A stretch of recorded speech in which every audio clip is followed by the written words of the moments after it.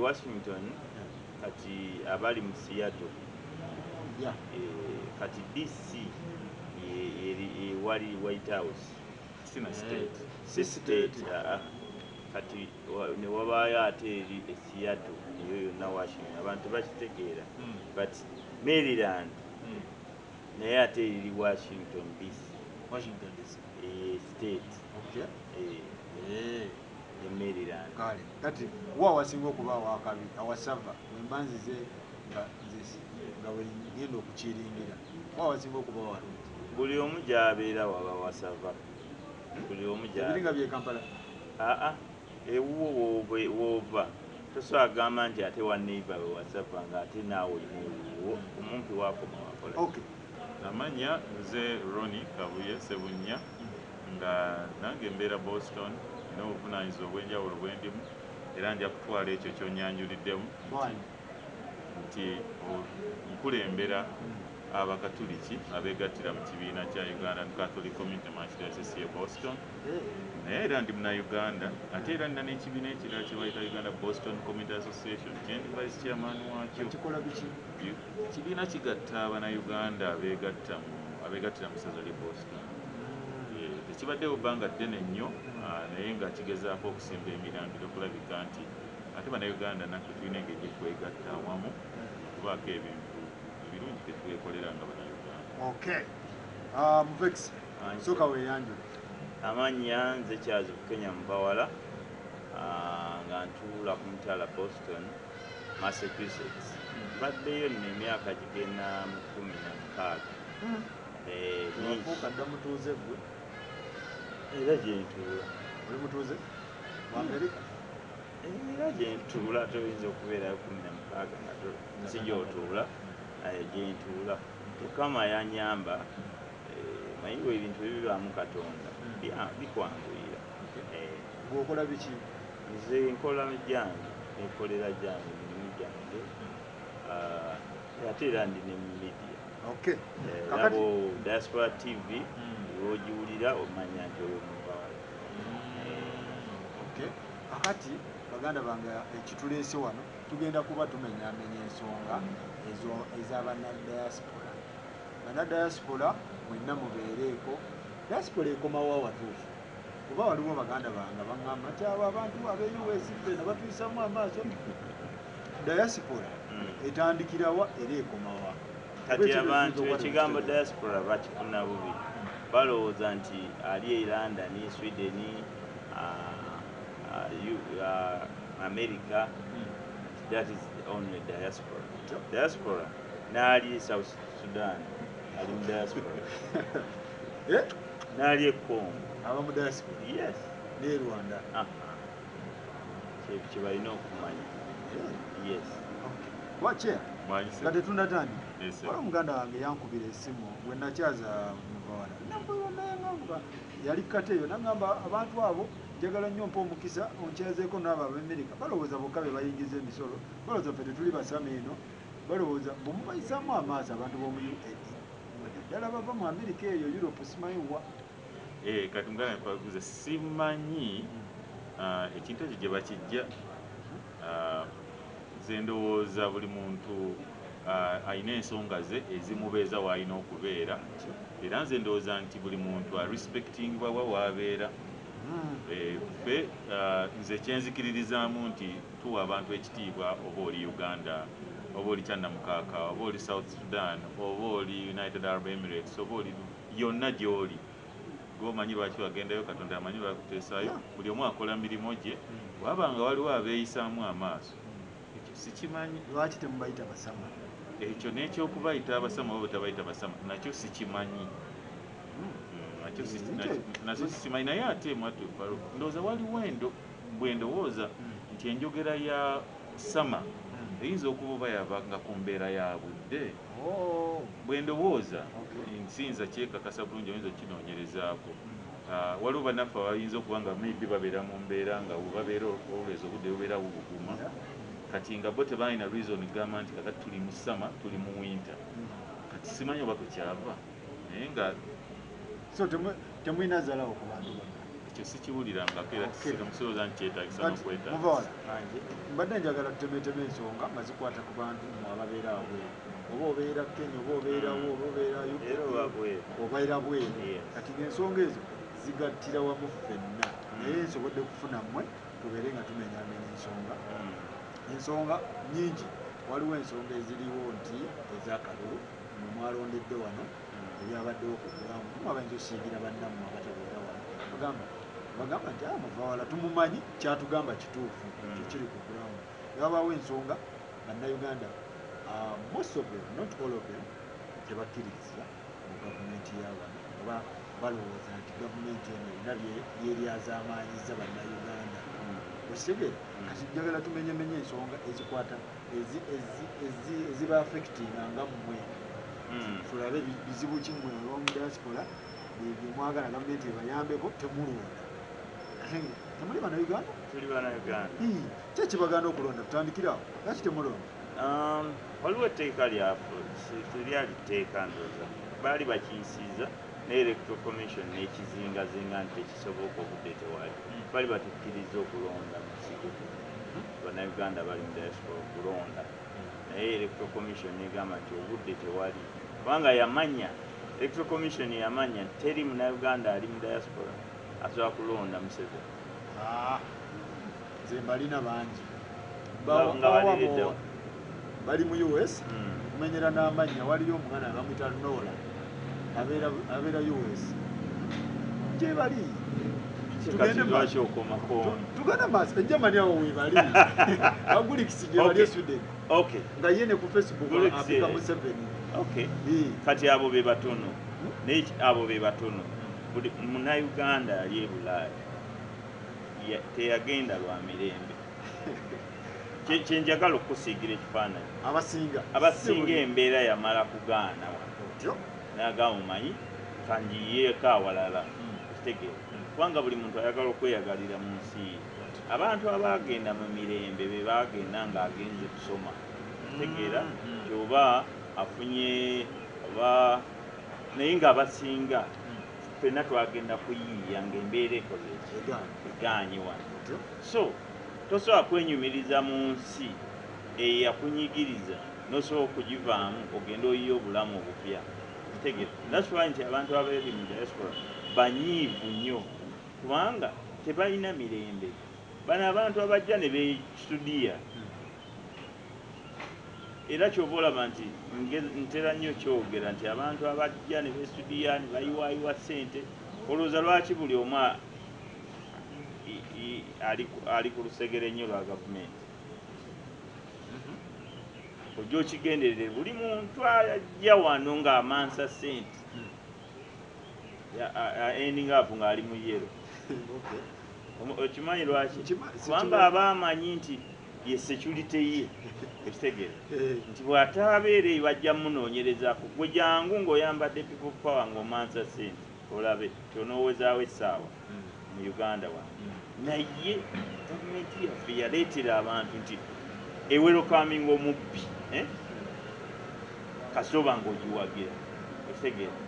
Kati bannayuganda abakeera enkya ne bakola ne batoba bali mu bugubi, bali mu bugubi okunoonya ssente, okuweerera abantu baabwe, abaana baabwe, okujjanjaba abakadde baabwe mu mbeera enzibu. Tosobola mwagazisa gavumenti eno. Chairman, ndiwuwo tetujja kuwaayiriza bannayuganda bonna abali mu diaspora nti tebaagala gavumenti eno oba tebaagala ebigenda mu maaso. Abamu bali contented bemuwangaala nabo eyo. Lwaki ennamba esinga, tuli ku nnamba esinga, lwaki ennamba esinga temuwagira gavumenti? Muli nnyo ku sayidi ey'opposition. Omanyi exposure ereetera abantu, oba eyinza okuleetera ng'omuntu okutandika okukola difference, okutandika okukola enjawulo n'ogamba kino kiri bwe kiti nekino kiri bwe kiti. Kakati ebintu biringa 3 oba 4 omuntu bayita human being bye yandibadde acherishinga oba byandibadde ayagala naddala mu bukulembeze. Tukola amateeka ne tukola ssemateeka, constitutionalism, ssemateeka bw'abeera nga bw'ati bw'agamba buli muntu omukulembeze aba asuubira okubeera nga bw'ati bw'agenda omugoberera yeebeera expectation nti kati gwe bw'okola ssemateeka ky'atagamba nze amukkiririzaamu neekanga ne ŋŋamba yii naye nga tombaze mu magezi ate nga kuno tetwakkiriziganya ne wabeerawo good governance okubeera nga abantu balina obukulembeze obulungi balina obukulembeze obulungi human rights n'okurespectinga amateeka okukolera ku mateeka kakati ebintu ebyo bibeera nga bigavaninga kati bw'ova wano n'ogenda awantu democracy ye wali ali fragile tetuyinza kugamba nti wonna wonna ne gye tubeera buli kimu kiri 100% perfect no ya kintu kyetaaga kunakyalinga ne kibiridingibwa ate ne kiva mu bantu oli n'agamba nedda nze ngenda kulembera bannange naye ngenda kubeera nga ngoberera amateeka ngenda kuteeka ekitiibwa mu ddembe lyabwe ery'obuntu now omuntu bw'abeera mu ggwanga liri eryagenda nga liggundiira mu respect of human rights okubeera nga omuntu ayisibwa ng'omuntu omusirikale n'amuyimiriza n'ayogera n'omusirikale respectively n'awakanya omukungu mu gavumenti eddoboozi ne likola difference n'akasitinga akalulu ne kakola difference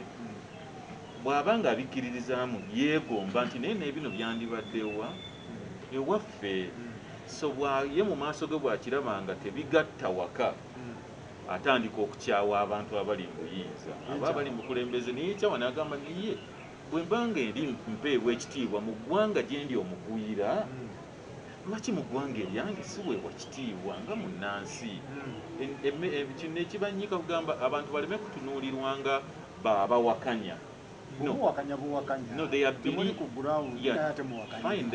they are believers kakati waliwo ebintu ebimu n'abakulembeze bennyini abatuweereza nabo bw'oba otudde naye consciously nga yatudde naye ebbali off camera nakugamba naye ekyo tekiriiyo nabo babiraba nti nedda omuntu yandibaye tayisibwa bw'ati yes nogamba waliwo operation gye nalabako abantu abamu ne bagenda abasirikale abasookawo ne bagihandolinga bubi munnaabwe najja omukulu n'abatabukira nagaa naye kakati mwebyo mukola byaki twalabye ku kamera nga abasirikale balina ebintu bye bakola omukulu najja n'abagamba naye ate ekyo mukola kyaki oba naye abaakirabye nti engeri gye muyisizaamu abantu aye tebadde nnuŋŋamu nti waliyo abantu mu saaviisi abagamba nedda tebula nga tulina ekkooti nti bwaba nga waliwo abantu abamenya etteeka ogenda mu kkooti neebaluŋŋamya era neesalira omuntu omusango so abantu bangi bakola ebintu ebitali biruŋŋamu so nga njagala okuwumbawumba ensonga eyo abantu abali eri balina ebintu bye batunuulira abali mu diaspora balina ebintu bye batunuulira ebitambulira ku nnyingo ezo eza human rights democracy constitutionalism and rule of law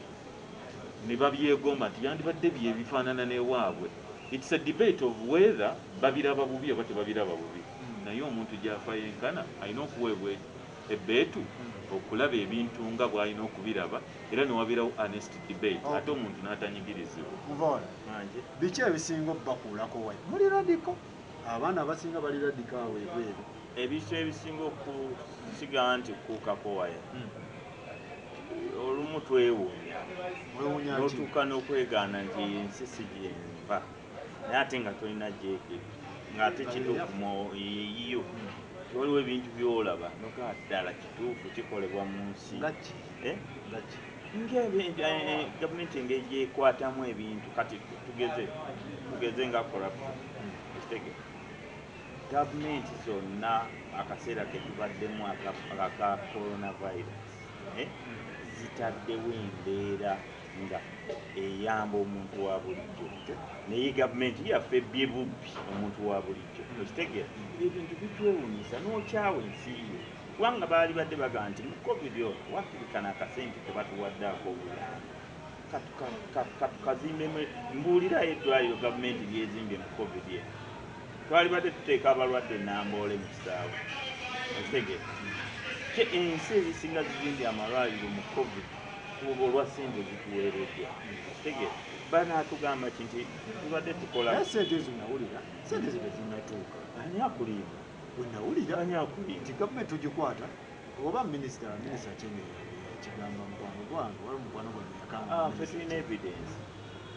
omanyi ensi gye tuva abantu bebweru ensi ze tuvaamu osobola n'okukubirayo mwera Nebagamba nti sente zino zemwawaga Uganda za mwazideliveringa zaali zaki nobabuuza olina right okubuuza ne bakubulira nti sente zaatuuka okitegere bwe ziba tezaatuuka ate gye baawa eyagula rediyo ez'abaana basomere ku rediyo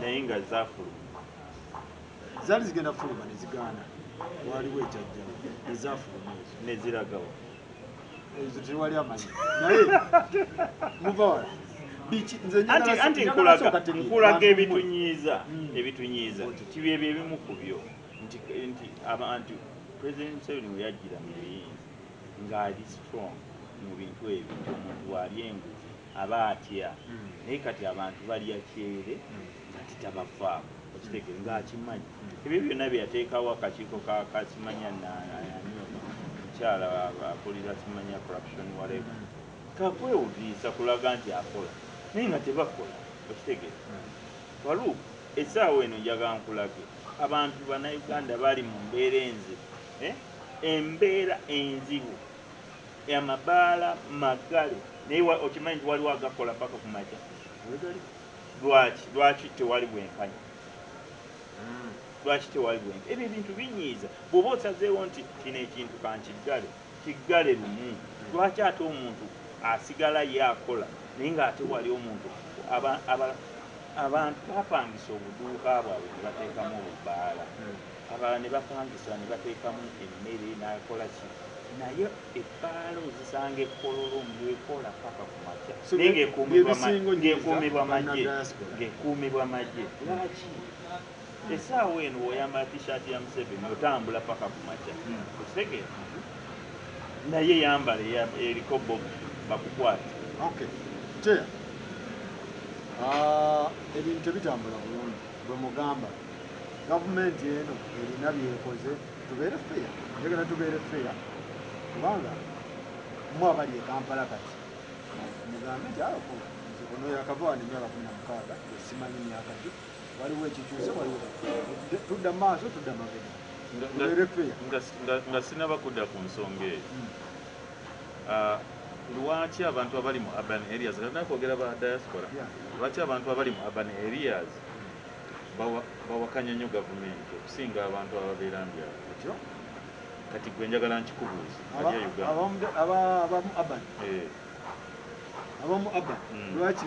lwaki bawakanya nnyo gavumenti okusinga ab'omu site ensonga ezimu bagamba nti mu site bagira emisolo basinga okuteekamu ebintu byonna bitambulira muki mu buvugavuga naye bagamba afuna nnyo zisobola okubeera ensonga naye njagala level of exposure abantu njagala tukkiriziganye nti olaba TV nnyo owuliriza nnyo is about abantu kwekolera comparison naga nti nze nandyagadde bwe nti so ekintu kye bayita opposition ate gundi oyinza okugamba nti opposition naye aba awadde endowooza ye nga bw'abiraba kakati bwe tuddayo ku kibuzo kyabadde kyo nansonyiwa nakuugudde twabadde abuuza mbu tekoze terina byekoze biriridda and it is relative olina obusungu bungi sirina busungu gavumenti wakabeera mu US emyaka 12 waviira waliwo enkyukakyuka tutambula tudda mu maaso it is relative bwe mba nayita ku luguudo lw'ekkonge nga lulimu ebinya n'enziramu n'embisanga what do you expect me to say kakati it is relative yo gavumenti ejja kuwa statistics egambe tubadde tukulaakulana okusinziira bwetu ne bweruti eno ensi kankubuulire enyuma ensi nnungi this is a beautiful country gano ge makula ga Africa Pearl of Africa tulina responsibility ffenna nze nkugambye n'abatuweereza bennyini beekubamu tooki ne bagamba naye wano naffe tulimba kakati kyengezaako kugamba nti abantu ekibaluma nti balina different kind of exposure abantu betubeera nabo balina engeri gye balabamu ebintu ne babyegomba naye ebyo ebintu tebiri magical tebyava mu ggulu no abantu bakyuzinga bukyuzinza okubikola democracy abeera threatened naye abantu abaliwo okumakinga sure nti nno babiggumiza babeera ffe ffennyini nze kyeŋŋamba abatuweereza wano abatukulembera beetunuleko mu ndabirwamu bagambe tuli kuki bawulirize olwebo kulonda okwabadde wano kubadde misunderstood by ate smart tribalism ate biki no. There was a statement that was made. Nina abantu bempulidde mu gavumenti NRM nga bagamba tutunuulire ku nsonga ezaaviiriddeko abantu okusunguwala okutuuka ku kino. That is a fair assessment. Mutunuulire ensonga muwuliziganye abantu balina kye bagamba. Ekituufu kiri nti people are hurting. Owulira omuntu ebintu byakugamba ne weewuunya ogamba ninga oli mubi sisobola kufuna ddagala wano we nsobola kukola this is human life. Nga tugenda ne tutandika okuteekawo opposition simanya gwoni ne tutandika okutuuma ebibye ne tutandika bino byonna ng'obizeemu naming slogans biki it all comes down to one thing human life. Nze ng'omuntu atondeddwa ku nsi biki bye neetaaga okubeera nga nenjoyinga nga human bw'oba osazeewo kumpeereza mpeereza n'obwenkanya neeyagalire mu nsi katonda gye yatuteekamu. Gavumenti eno inakukola ki okuyamba okukendeeza ku busungu bw'abaana bali mu diaspora?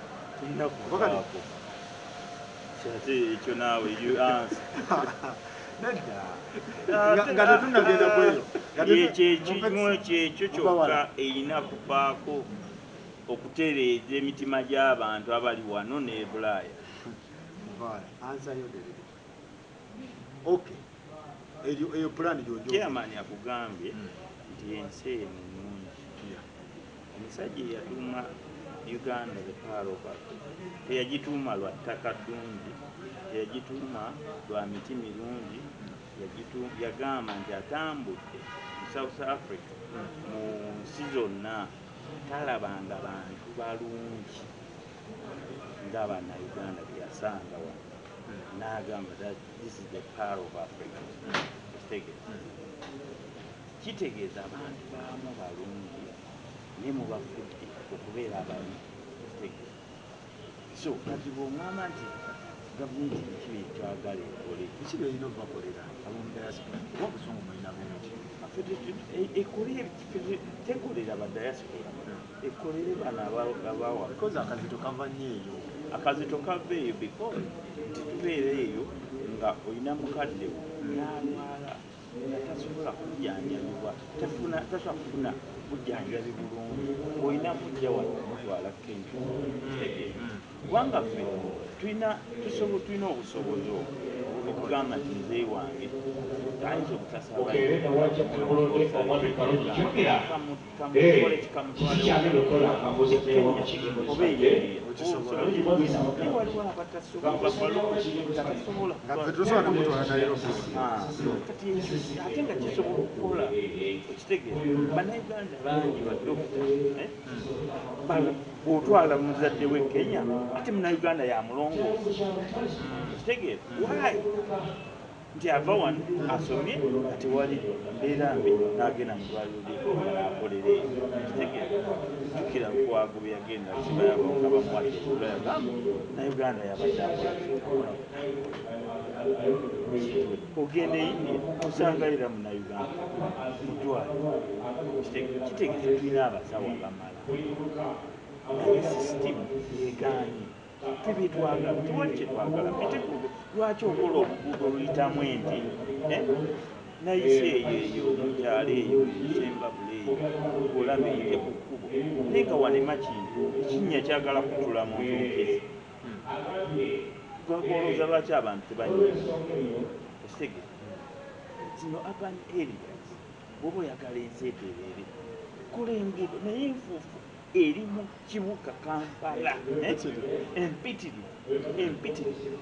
Chair, waliwo abagamba nti eggwanga lyaffe mulivuga sipiidi, it's a development country ekula bukuzi naye mumwagala mugikompeyalinga nammwe ewammwe gye mubeera mu America omusajja mwagala muvugira ku level y'emu naye bali abaakulaakulanga edda mumugamba tuwaye flyover tuwe enguudo zino tukwende mpola mpola.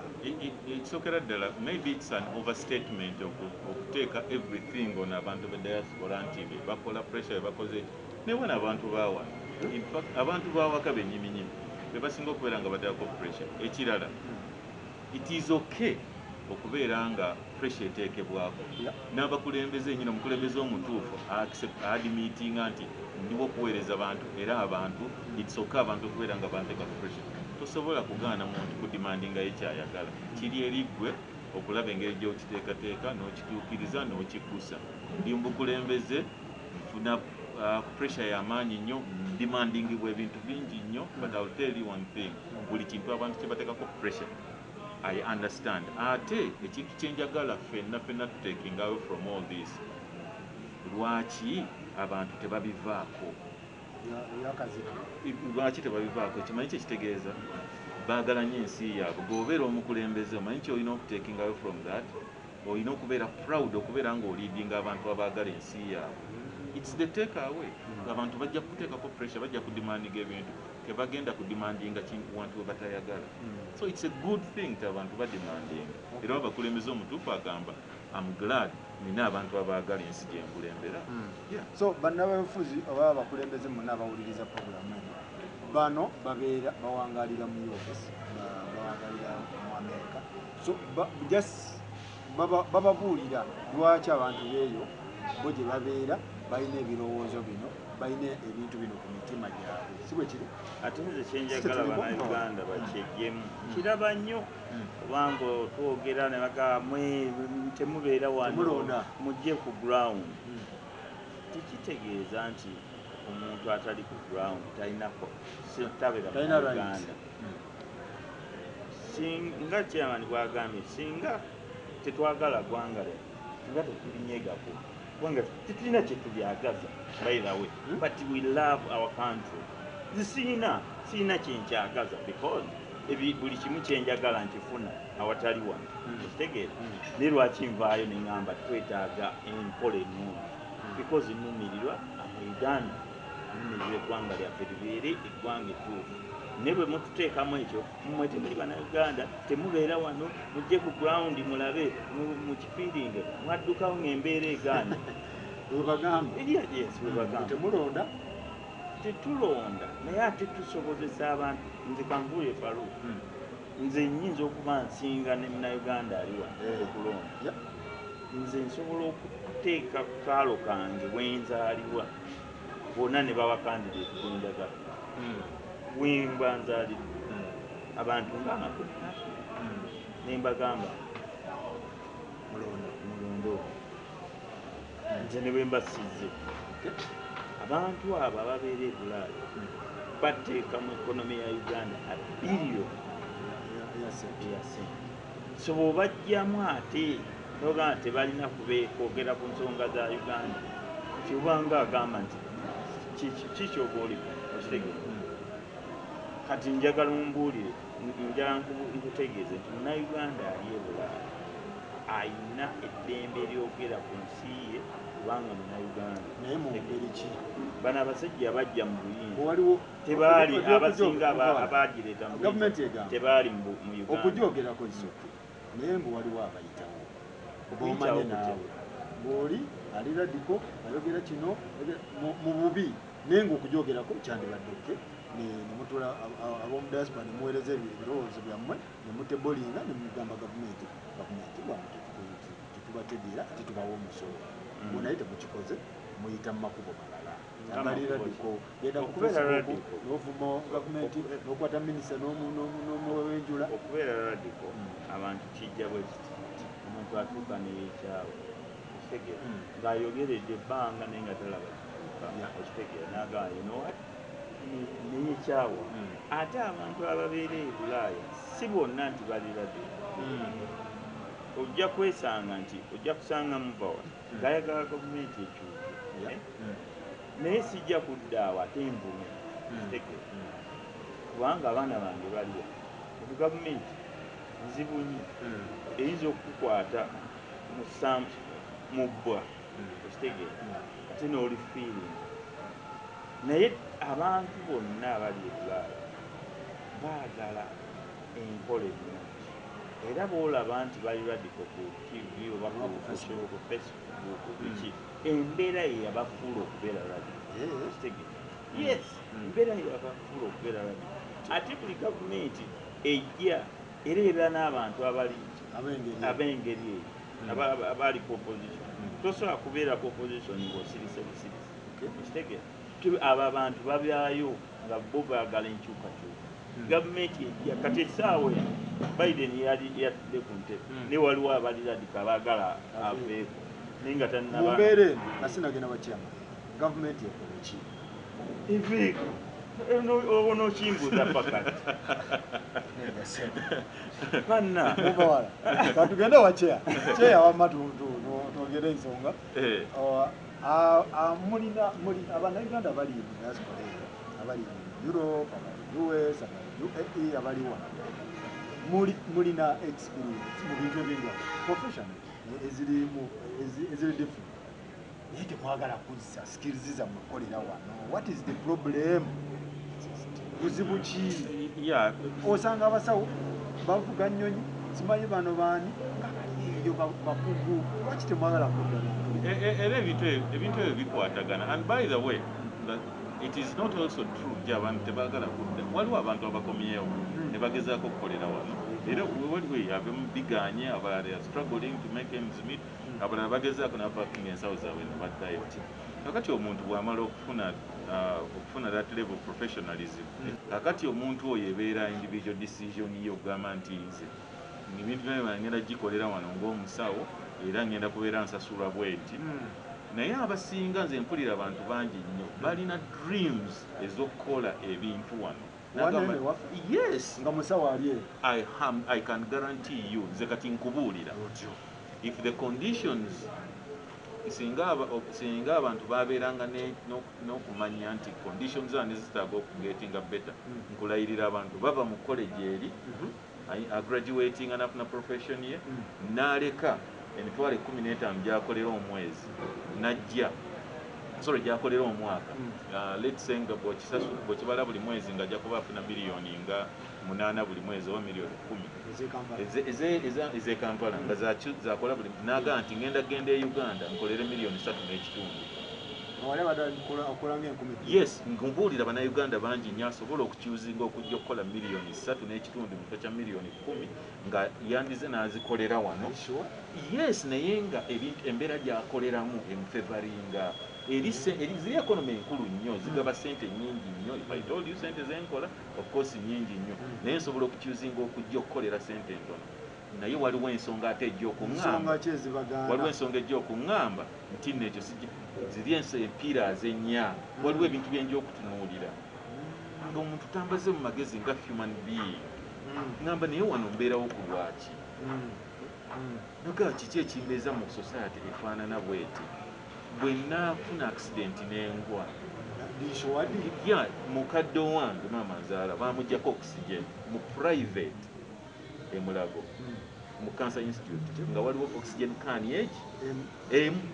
emu ne bamuggyako ennaku z'omwezi zaali 5 ennaku z'omwezi zaali 6 January 2018 bamuggyako oxygen can ne bagiteeka ku muntu omulala. Ndi musajja mukkiriza Katonda yali asazeewo omutwala ku olwo, I will agree to that. N'ekitto ekyampisa bulungi okunoonya fayiro ya maama. Sitooko ya fayiro ziri awo ziringa fayiro maybe 2 nga bw'ogenda mu ddwaliro maama yamalanga almost 4 hours mbu banoonya fayiro. Oyinza otya okuŋŋamba nti omukazi gwe bayita muwala Kintu linnya lye tolirabaawo era keeri awo, but you know why? Omuntu anoonya fayiro alina sente z'ayagala mbu aggyeyo fayiro. Tuli mu kunoonya fayiro, mbu tuli mu kutambuza fayiro. Omuntu asomye professional mu Tufts University e Boston ng'ayagala okujja wano aweereze tagenda kukkiriza crap oyo, ayagala kuweereza jjanjabe. If the system does not root out level ya corruption yeyo omuntu tagenda kwagala kubeerawo. Tasobola ajja kugamba bino ebintu nze sisobola bikola nzize kujjanjaba bantu naye bali mu kutambuza fayiro ya muntu. Are you telling me nti mu private wing eya Cancer Institute musobola okubeeramu kaani emu ya oxygen, sirinde emu ya oxygen? How? Why in the world is that possible? Oyinza okuŋŋamba nti nno tewaliyo budget yali ewaayo sente ezo. Forget about the colors red, blue, green, biki. I'm talking about human life. Kati nze bwe nzija ekintu ekyo ne kinnuma mbeera n'ensonga zange lwaki ndi munyiivu. And I will tell you, era ogenda okwetoola bwoti nga waliwo abantu abagamba no, that is not possible. Abakulembera batandike okufuna sober minds prevailing. Muno mulimu abantu abalungi naye nga basappressingibwa. Bwana ayogerako oyo lwaki tayagala kulya ng'oyadda wansi, lwaki atulemesa oyo ngadda wansi, oyo ngadda wansi, babanyiga because waliwo abantu abakola ebintu with impunity. Okay. That's the problem. Cheya kangende wa Muvawala. Boston yesinga university z'amaanyi si bwe kiri mu America yonna. Era Abannayuganda nsuubira okuba nga tulina Abannayuganda abayivu bangi abakugu bangi naye tebaagala kudda Kampala kola gavumenti tesasula kiki ensonga era zifaanagana eza kyeya zakuwadde nti nze sisobola kuteeka maanyi gange sente zonna zentadde mu education yange nenjija nenzitira future yange wano Uganda. Because nja kukomawo ne degree yange oba mugundi mu economic ngireete wano nsooke nkwatagane n'abantu abali mu office nga ye ate talina degree. Kitegeera wekiri wano nti obeera ne degree oba ogikoze mu ki oba kale ogikoze mu ki n'okomawo wano naye ate ng'abali mu office abakulira nga wa diploma ng'olaba levuyo tekwatagana naye naye ate nga ye boosi okitegeera kati omuntu anaava eri atya asomedde eri asomedde ku MIT ajje wano atunuulire bino kasasiro wa n'abakoolo okitegeera nsomedde mu MIT nina diguri yange kati njije nga n'abakoba yankulira okitegeera olowooza nnyinza okufuna amaanyi agakolera wano because system gye tulimu eri kwegamba osoma ng'omanyi nti byensomerera ngenda kufunamu okitegeera ate ngenda kukola ebyo byensomerera okitegeera naye abantu bangi nnyo abali wano abasomye ne bava wano ne bajja e Bulaaya nga byeyasomere okusoma kukwafa bwereere wano okitegeera era nga aligulatinga n'agamba nti bannange kale emyaka gye namala nga nsoma ebintu ebitanyamba okitegeera so kati waddamu n'asoma koosi ye ye gy'ategeera nti ejjamu mirimu. Abantu abasinga basomi bali nnyo mu byobulamu byebasomerera osanga bannansi bangi nnyo kati sisitemu gye balimu eri ebaffe balinga emisasula bulungi tasobola kudda wano nga nansi wano afuna emitwalo 3 okitegeera kati ayinza okusalawo n'agamba okay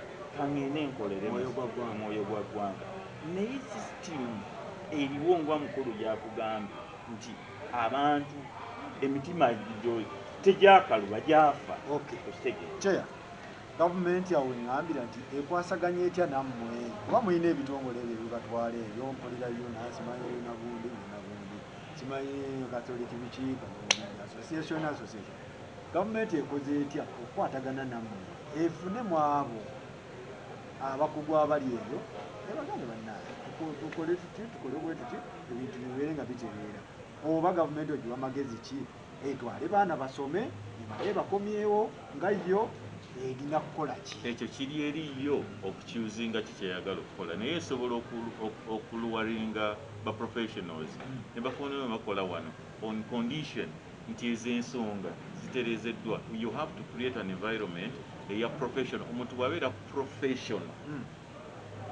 professional abeera olina okubeera ng'ali anti-politics ali tali nepotistic nti nasosola mu ggwanga abeera professional nkola mulimo gwange nga mukugu tonteekamu politics.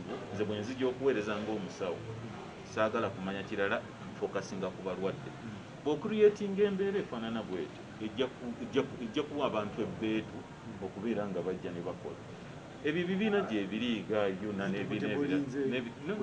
nedda. The problem is bwe tutandika okulowooza nti tujja kubeeranga na honest conversation nti owulirize side ye nona awulirize side. Waliwo minisita omu gwe nawulidde ng'ayogera abantu abadde vairo yatunudde maaso ga kamera n'agamba batukooye waliwo ebintu ebimu mutuufu byolaba nga tulina okulongoosa oyo omukyalo veteran naye ebintu ebyabija she spoke from the heart. Nze njagala okufuna conversation n'omuntu bw'atyo because ayagala okumpuliriza, ayagala okuwulira sayidi yange. Tompita mulalu, tompita muguwa ddalu, tompita mukyayi, no, mpuliriza. Nze saagala abantu bali extremely radical abasoowinga ensigo ezigenda okubeera nga abantu batandika okwagala okwetematema. Nedda, ekyo si kirungi. Naye tulina okubeera nga tulina honest conversation until ensinga esobola okuwuliziganya. Eggwanga litubeeramu waliwo abantu abacreatinga embeera ey'okubeera nga tebaagala kuwuliziganya. Nja kwogera ku politics wa America. Abadde ku fire because some people did not want to listen to one another. Era obadde olaba ensi gyebadde eraga. That's not healthy. Okay. Tugende ku okulonda malenzere wamu. Okulonda Rwanda tubalaba balonda bakikolayo batya then kiki ekyagaana. Like, what is the problem now? Let's I don't think manye ekimala ku Rwanda, so saagala nnyo okwogera ku kintu kyesimanyi.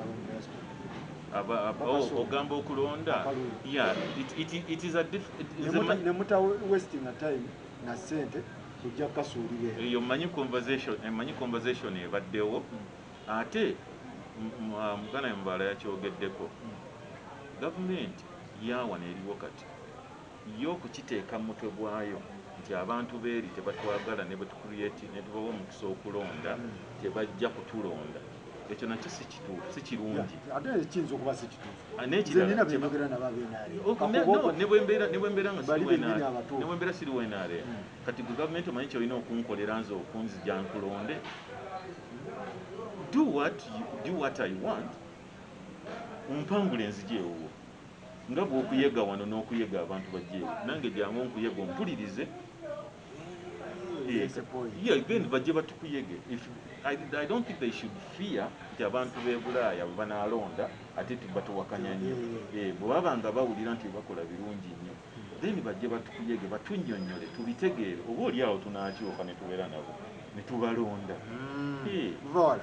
Mbu gavumenti tekoze kimala kujja kubaagazisa nsi yammwe oba kujja kubanyonnyola ebituufu ebiri ku ground. Sensitization tennamala bulungi. Bye mulaba ku social media biyinza okuba bimufuluwe. No, babasindika naye babeera muwalagi. Bajja gavumenti ebaleeta ni omusanga ne olizoninga naye ng'olinga yoga n'omutamiivu okitegeera. Babanga bye bawadde okugenda okutyakala okukola ki tebajja nti bazze kwogera ne bannayuganda okitegeera. Ate n'embeera kati gye balimu nti munnayuganda yabeetamu ayita kuvayisa awo ng'alinga ayita tayagana kumanya okitegeera. Kubanga bajja eyo nga tebalina kye batugamba okitegeera. Nga tebalina bintu bye bajja bawaana baabiwaana dde emyaka 3 emabega okitegeera. Kati tebakyalina kye bakola kye batugamba naye nga kyemmanyi tebalikikkiriza nti munnayuganda ali mu diaspora alondere eyo gyali kubanga batya kuba tebalina bwe bajja kukontrolingira kalulu keeyo kubanga obululu bwabwe buli babesinga kubba kalulu okitegeera. Kati bagamba eyo tunaakakwatamu tutya nga tetuliyo. Muvawala tugende kalulu mwalondedde wano kya walondedde wano Muvawala walondedde wano nakulabye eri wabadde wa Butambala wabadde okyankala nakole bakuyoola waleesa egundi by'omu America n'ojja n'okyankalanya naye bakukutta amataayi byabadde bitya. Kati actually nareasoninze abo ba security era ne mbagamba you guys temulina intelligence nungi kubanga gayi bwe bankwata abagamba ngenda nga basente mbu balangirira akalulu nga Kyagulanyi tasinze abantu bookya ebipiira okitegeera. Nemugamba ne mulizoninga ate ekirungi kyaffe aba kijja kwewaana nti olw'okuba tuli mu securities kwegamba gy'osobola okuyimirira nayo n'oreasoninga nayo ng'erina ekuwuliriza. Kati nawano mba ndowooza nti bwe nareasoninga owa poliisi nja kutegeera.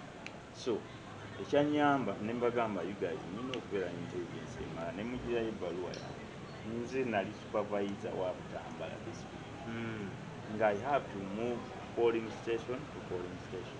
Eya Kyagulanyi nkuna bulungi. Eya Kyagulanyi. Yes. I was the supervisor of Butambala district. I have to move polling station because twakizuula nti NRM webbira akalulu egenda mu bana bakuuma akalulu kaffe ne basanga talina wadde kyeyalidde okuva ku makya okitegeera neemuteeka mitwalo ebiri abaana b'ekyalo ekyo ava ku bokisi n'addayo eka okitegeera kati kubanga abantu bateekayo abaana abakuuma akalulu ne batamufaako oba bamuweeyoako okulya kati nze bwe namanya ekyo ngamba ngenda kukola ekisoboka kyonna era abaana nga mbayitamu ku polling stations bannange mwafunye kataayi nedda mukamwafu kankaleeti nga nengula mwafunye kyokunywa kwegangamba mbamonitaringa baleme kubeera era nga mbabuulira emitwalo ebiri kubanga baali bazitegese abazitambuza okitegeera then drone we yajjira nebanyumireza okitegeera era ekiro ekyo kyonna ku lwakalulu nandi nabo ntoba nabo naye kyanyamba nti olwokuba nti siyina bino ndagamuntu manya gundi za wani pasipoti ya wani era bakebera pasipoti yange nga yaziruga ne batyamu ne bagamba ono mukulu namukwata ate kiyinza okuba ekizibu naye era nga nasulawo naye nga bwali butiitiizi tebalina information emala batya buti kubanga nze nabalemesa okubba akalulu Butambala era twakawangula 72%. Tujja kujja ku nsonga awo Chair mwaba wangalira mu nsi ezirina at least ezi mutugamba mwaba practicing democracy akalulu kano kabadde perfect kabadde free and fair. nga bwe nagambye democracy tali perfect ate democracy atali fragile ba observers okusookera ddala kubeerawo abantu ababitunuulira aga nti no kabadde free and fair ba observers waliwo abaweebwa omukisa okubeerawo n'abatabeerawo. Njagala kuwa just blunt statement. Kiba kirungi nnyo okutegeka okulonda nga tekuliko intimidation nga tekuliko kubanga elections tezibeera lunaku lw'okasitinze ballot. Elections ebeera nga bagiyita electoral process. So obeerawo process on finding candidates, nominating them, okubawa platforms okubeera nga platform eri level D akasubi kano katokala kali level D bamba mwenako mutambulidde tusobola okugamba nti twabadde fair fena twatambulidde kumu. It was kyali maaso g'abantu nti nno waliwo intimidation waliwo abantu in the name of tukuuma mirembe. I think there was some unfair practices ku candidate omu n'omulala. So unfairness okudeclaringa election as free and fair kitera okugenda mu paper not only in Uganda ba incumbents babeera ne advantages nyingi nnyo era bateeka emizinzi ku bantu ab'enjawulo. So you can't say everything was free and fair. No, you can't. Okay. Kyagulanyi ali under what? House what? Arrest. Nga sinagenda eyo kibuzo ky'obuuza oli mbadde naye nkyetaaga. Free and fair? Yes. Okugamba kabadde fair. Katya naawe ate tekaba fair ate nga Kyagulanyi si ye president. Kubadde ki? Singa kabadde free and fair singa Kyagulanyi yali mu nakasete. Sagala obuze bannadayasa abatuliko abatulaba. Kino nkiddamu nze nabadde nkuuma akalu tekabadde free and fair singa kabadde free and fair singa Kyagulanyi ye president. Ekyo mukimanyi. Tekibangawo okulonda kubaddewo okuva lwe twatandika okulonda mu Uganda tekibangawo. Kitegeeza tekabadde free and fair. Era byabaka mwami byabaka kiyakoze bannansi banna Uganda kiri mulumiriza ne family. Naye byabaka maye agamba you free to go to court. Ebya kooti bya kisiru. Ne mwemale kooti yawa eya Uganda. Nemwe ezera saagana kuwuliza abantu mbu tugenda mu kooti kooti tunonayo kooti ya Uganda yonna nfu judi saagana kumpuliza mbu ate tugenda kooti tunoneyo voilà tumalirize nekya Bobby is under arrest, house arrest.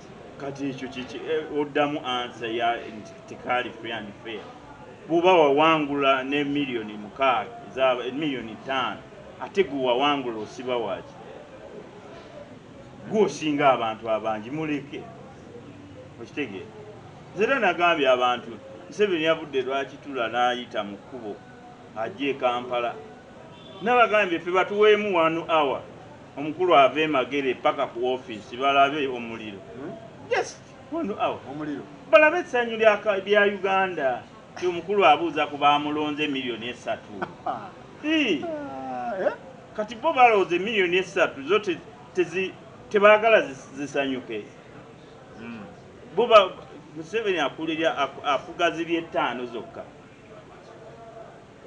bwe twali mu kalulu kena mu kamyufu kenale abo abasajja batuwuddisa ne bagamba nti bagenda kuwangula simanya ne millioni 10 okitegeera kati bwe babanga abeetaba mu kamyufu kenale mu baali millioni 10 n'omusobo ate ku mukama waabwe lwaki babadde 5 gwe kitunuli abamu bakivuddemu ate bakivaamu internet abamu bayitirawo waliwo okulondera ku internet no like nti omuntu ndi n'amaanyi gampeddemu lwaki gabaggwamu ekitege kati waliwo abaafa before baupdatinga system waliwo bano banna yekubye ku lasti babaddewo bangi mu kavuyo so kati ebyo abantu obutalonda abamu bisoboka kati kino ekyokuwa okusibira Kyagulanyi ewaka kiraga obutiitiizi olina amagye olina buli kimu olina security olina intelligence buli kimu kukwatira otya omwana talina wadde akasaale ewaka olwokuba agenda kudumi kambabuulire ewo obutiitiizi Kyagulanyi nga yayagadde okukunga abantu naasobola n'okusinzira ewuwe mu nnyumba nagamba mukolere tekimwetaagisa kuva waka okukunga abantu anti kyeŋŋamba okumusibira ewaka mubanga abagamba nti bw'afuluma ng'akunga abantu tekimwetaagisa kuva waka asobola obbakunga ng'ali waka okitegeera ebyokumusibira ewaka bya kisiru mulaga obutiitizi obubbi bwe mwakozesezza kyeya tumalirize nupu ogirabawa FDC ogirabawa DP ogirabawa opposition ogiraba otya opposition ye Kampala weeri teriiwo kuba nawulirako omukulu nga waliwo yagamba nti opposition eyajjukira opposition ye Kampala ntuufu si ntuufu nze nkuzaayo ku kiri kye nagambye togenda kwawula ndowooza mu bantu bw'oba olina abaana awaka ebintu babiraba different ekyo kigenda kubeerawo kyaliwo kibaddewo ate kijja kubeerawo there will always be divergent views wajja kubeera abantu abalaba different yes National Unity Platform basimbye amakanda bakoze statement maanyi g'abantu so what they need to do now is making sure nti n'abantu ababasindise ne babateekayo era barepresentingira ddala abantu kubanga pipa ababasindise babatunuulidde I'm sorry? Abasindise and by the way I disagree n'endowooza kubanga waliwo amannya ag'abantu gapointinga tasobola kwogera zungu takola ki no this is representing people ate omuntu alina 5 years of representing abantu kakati abantu babanga batwe basazeewo after 5 years bwabanga tebamatidde banaamugjayo mukirekera abantu tuleme kujajinga abantu kibe baleese buli omu eyaleeteddwa abantu be beesaliddewo nti nze oyo gwenkola ki gwenja gwe twagala bwaba balonze bubi bennyininyini bajja kubejjirayo because waliwo we baateekayo era ne babakola ki ne babajjayo so it happens every 5 years nze nkwesiga ne gaakale genda nekulinda bw'otumulira bisaagala nga nkujjayo gemaanyi g'abantu so tubaleke chance abantu mbu balonze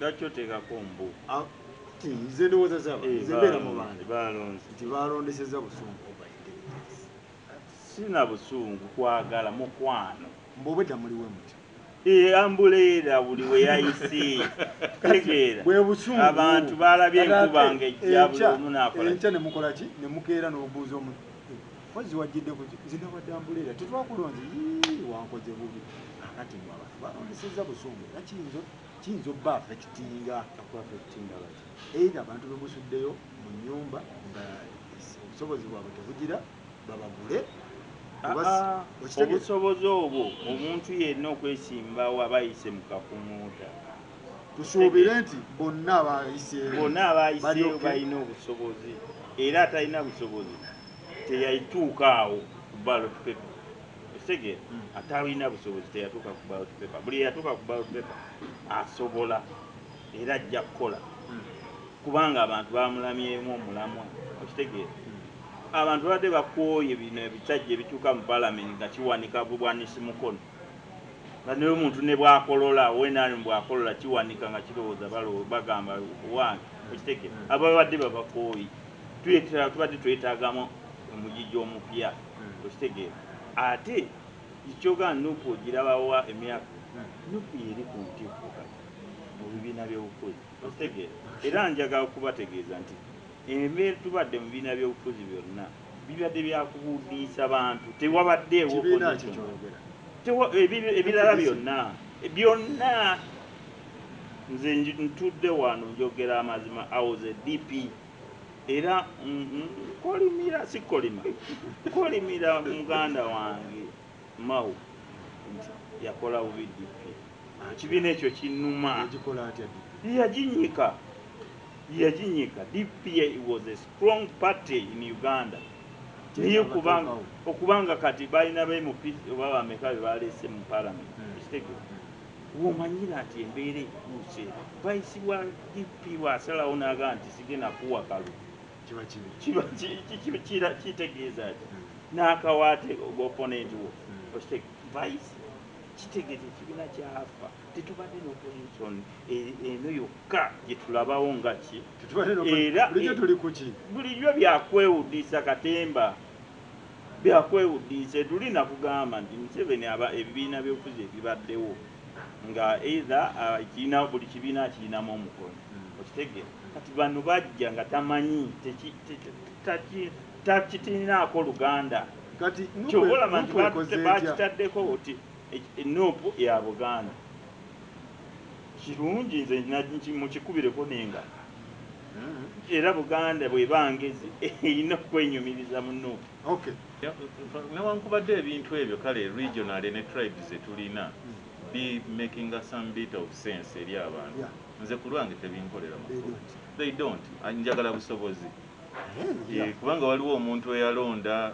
Mpuuga n'alonda Zedriga so anybody can be a vice president all I care about is agenda kuweereza abantu service delivery so region or whatever I don't really care oyo netufunamu ki nga wa Buganda kiriridda kati oba mugyeko ne bwajja e South Sudan tetujja kunyiiga tetulina kyetulina kwejjusa bw'obanga gwozaala omwana n'omwana omuzaalukuka ate wejjusaki tubazaalukusa busiba okitegeera tetwagala kumanya muzaalukusa Ameriya muzaalukusa Kyambadde muzaalukusa Senninde Muyingo Kasolo Kibuule anti kyolina okumanya mugenda kwejjusa nti abasajja abo bonna balaba oba n'abakyala abo bonna be bantu nze njala nkujjukize mukadde wange Sekandi ye musajja yali a strong man omujjukira kuwa speaker era buli muntu agamba oh my god ate Sekandi muyigirize oli wemasako kimanyi ne mukazi w'omumanyi abakyala abo b'Ameeriya bakyala bayigizi babitiibwa naye gavumenti eno yabafuula nga balinga ebikoki ebizungu gavumenti oba si bo nze ndowooza anti kyenkuga nti gavumenti eno erina abantu beyakwata nebafuula nga biringa ebikoko tebyogera tebinyega tewali kigenda maaso kati bebo baminisita okitegeera kati Mukama bw'atuyambye ne bavaayo era ogenda kulaba agenda buzz abamu agenda buzz iteekawo abiri kubanga ayagala okulaga nti Abaganda nabawa gundi ne gundi ebyo si bye twagala nga kyamaani bwagamba twetaaga muntu mukozi ekitegere twetaaga muntu mukozi oba atuwadde mu Sudan I don't care kasaaba nga akola ekitegere nze njaga omanyi region gundi gy'aba vice president naye bw'oyitayo ono gy'ava kiri kitya nti avaapo kyannamugaa kiri kitya abalonzi bakugambye nti bakugambye abalonzi buli gwe bajje ate kati olina kibuuzo nze mbogerera abalonzi tusampolinze gwe beeyogerera oli mulonzi abalonzi beeyogeredde talina kyakoze abalonzi beeyogeredde naye kye saagala Abaganda obaki ejjuse maaze Abaganda ate nze njagala kujjawo kintu eyo propaganda etandise nti Abaganda muli basoseze mwawadde Kyagulanyi ekyo ekintu kikyamu kyemutambuza kikyamu kubanga mu Buganda bwe tuba nga twawa Besigye twayimirirawo ku Besigye kitegeeza tetusosola lwaki Besigye kuffe teyayimiriddewo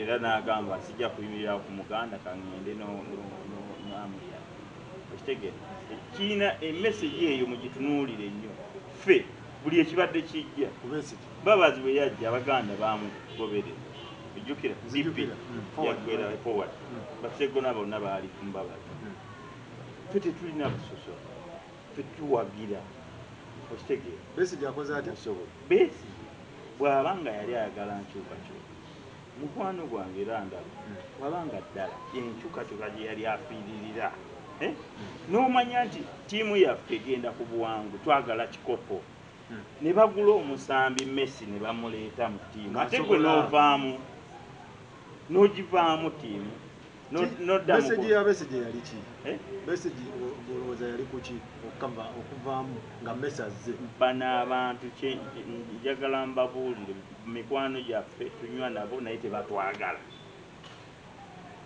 tebatwagala baali baddeko gwe mbuulira Museveni mu Buganda waataafunye kalulu naye lwaki mu Mbalala manyi mu West Kyagulanyi waliwo yafunye eziro kiki kyoyogerako ate nga tewaliwo yafunye eziro baayagadde kulaga kifaananyi ekyo nti talinaayo buwagizi Kyagulanyi n'afuna ziro wea tekiriiyo baayagadde kulaga ekyo mu kalulu nga kagenda okutandika sali musaye yabeesingawa gulu lwaki gyabeere eyo gyabeera alinayo amaka anti gyabeera alinayo amaka naye beesi ye yagiteeka eyo okitegeera kusalako eyo okitegeera mpawala propaganda si propaganda Sale abeera ggulu gye bamuzaala yawasaayo omukyala musiraamu Sale gyabeera mukyala we Sale amaka ge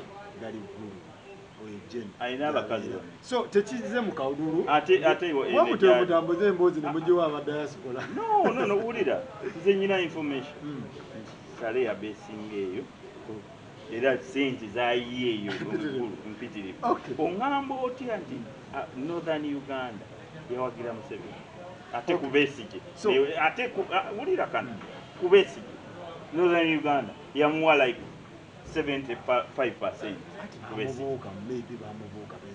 ate ku Kyagulanyi ne bawa Museveni omulowooza tuli batamiivu okitegeera twogere ku nkokole eziri mu diaspora anti ze kyenjagala okubuuza wawaka buli obutwa naafa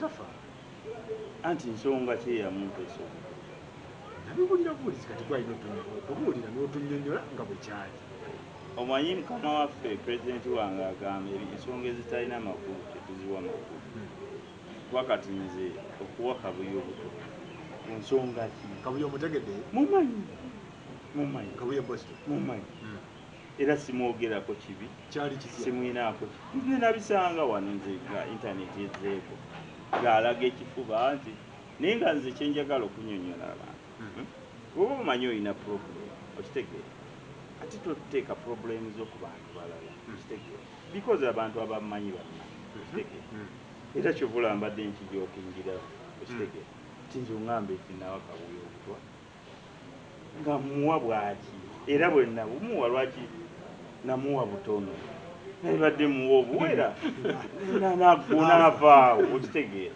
lwaki namuwa butono wamuwa butwaki kyali kitya anti sibimanyi nabadde muweera ddala buli okitegeera obumugjawo lwaki muwa olowooza lwaki bumuggyako ddiba lwaki teyagamba abantu abamu baba n'ensonga zaabwe ffe ze tutamanyi kati Faruku waliwo abantu abakuwalana olwa pulogulaamu ye naye nga gwe tomanyi ng'abeerere n'agaako akasajja kantama akakasajja sikaagala nga alubira loli kati nze Kabuyaga namuwa obutwa kati nze ate neeraliikirira ate ye ayinza okumpa obwaddala okitegeera kubanga bwaviirayo nti namuwa obutwa ekitali kituufu kitegeeza ate ye anjagaliza kufa ng'omuntu akuwadde obutwa oba omwagaliza onjagaliza kufa gwe kiteeberezeemu ffenna tuli bannaddiini ndi musajja mukatoliki nze buli wendaba kavidiyo ako enyiika enkwata okitegeera ndi musajja mukatoliki naye kye namusabira kimu kyokka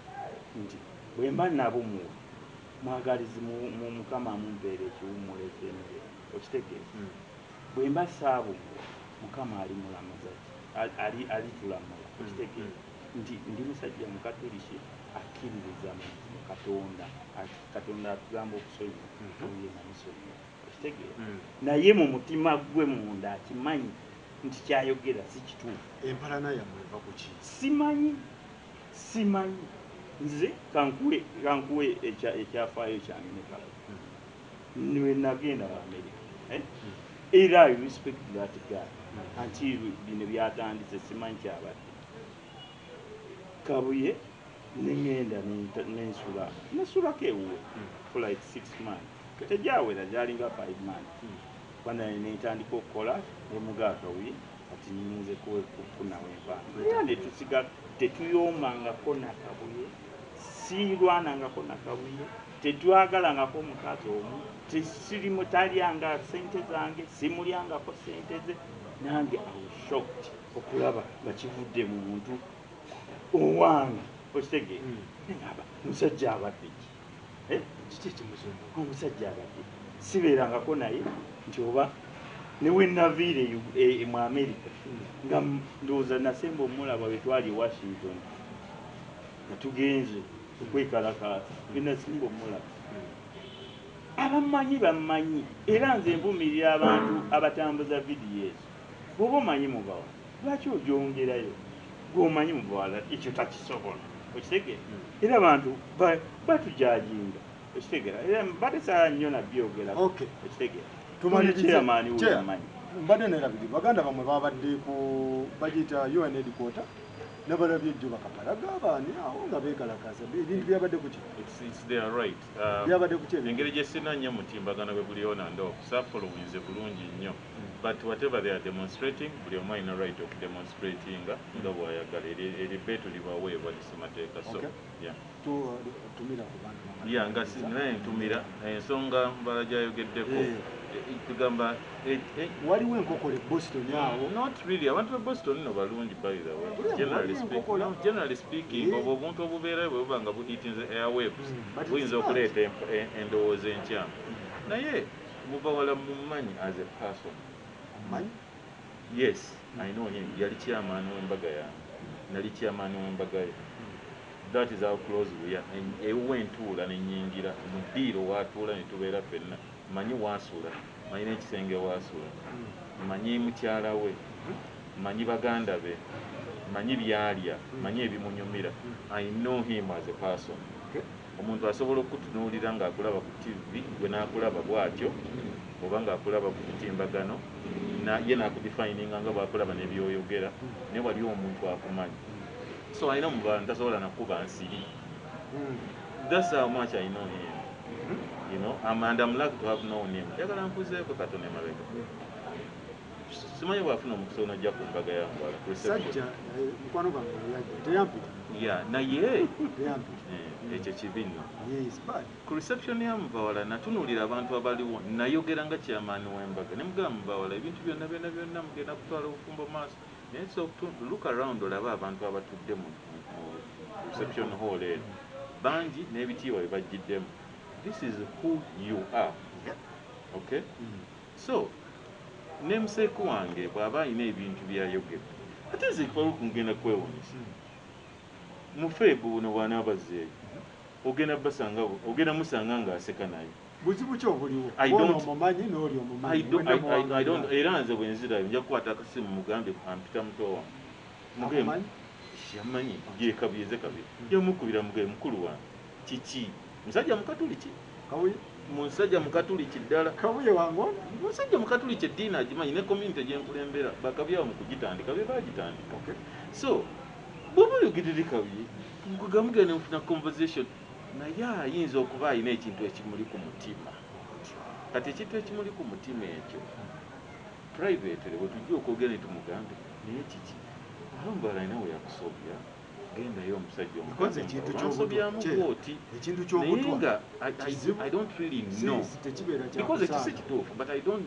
really know kiki ekiri ku mutima gwa muganda wange kyeyeetaaga okuggyako naye ndowooza quietly tulikitegeera ne tumanya nti alina okukiggyako but sincerely speaking ndowooza ekyo ekintu nga kyali kinene nnyo because ebeera attempted murder nti oli ayagala okumadalinga omuntu so I don't know nkirowoozaako naye kinnemye